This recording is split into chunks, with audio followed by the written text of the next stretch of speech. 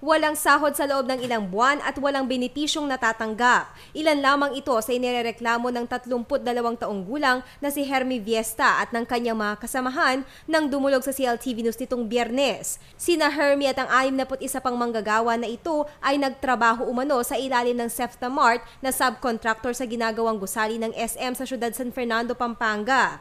Kwento sa amin ni Hermie nitong Nobyembre nakaraang taon nang magsimula ang kanilang pagtatrabaho sa naturang lugar. Ngunit pagsapit daw ng Desyembre ay nakakita na sila ng problema sa pagpapasahod at nitong ang Pebrero, hindi na daw ibinigay ang kanilang sweldo.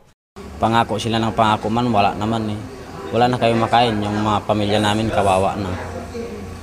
Gusto man daw nilang umuwi sa Pangasinan, ngunit kahit pamasahe ay wala daw sila. Hindi daw nakakasingil ang subcontractor sa contractor kaya hindi na ibibigay ang kanilang sweldo.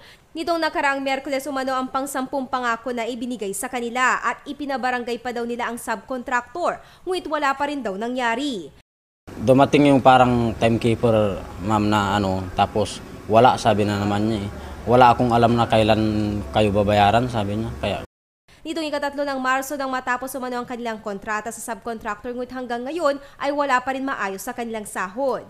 Ayon naman kay Mang Leonardo Viesta, maliban sa pasahod, ay wala din daw mga benepisyo silang tinatanggap. Wala po, walang SS, walang pag-ibig, walang PhilHealth, ganun. Yung barracks namin, walang ilaw, walang tubig. Panawagan ng mga manggagawa na maibigay na ang kanilang mga sahod. Halos hindi na kami kumakain. Sana lahat kami makakuha ang sweldo para umuwi na kami.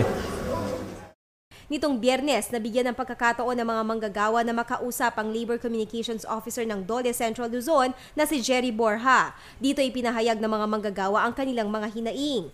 Ayon kay Borja, maraming mga paglabag siyang nakita sa parte ng subcontractor base sa naging pahayag ng mga manggagawa. Masyado nang delayed po yung sabihin na natin 2 buwan na walang pasahod.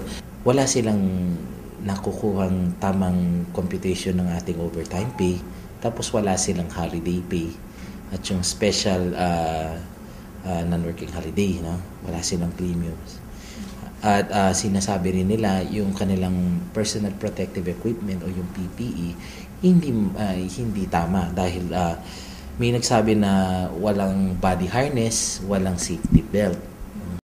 Gagawan daw nila ng karampatang aksyon ang hinaing ng mga nagrereklamong manggagawa. Harap natin silang dalawa at i-conciliate and mediate natin i-obligate natin yung company kung talagang mapatunayan natin na mayroong nga pagkukulang sa mga pasahod at benepisyo, ay dapat naman i-comply nila, may ibigay sa kanila. Kasama si cameraman William Crawford Palo, ako si Aislinn David nag-uulat para sa CLTV 36 Balitaan.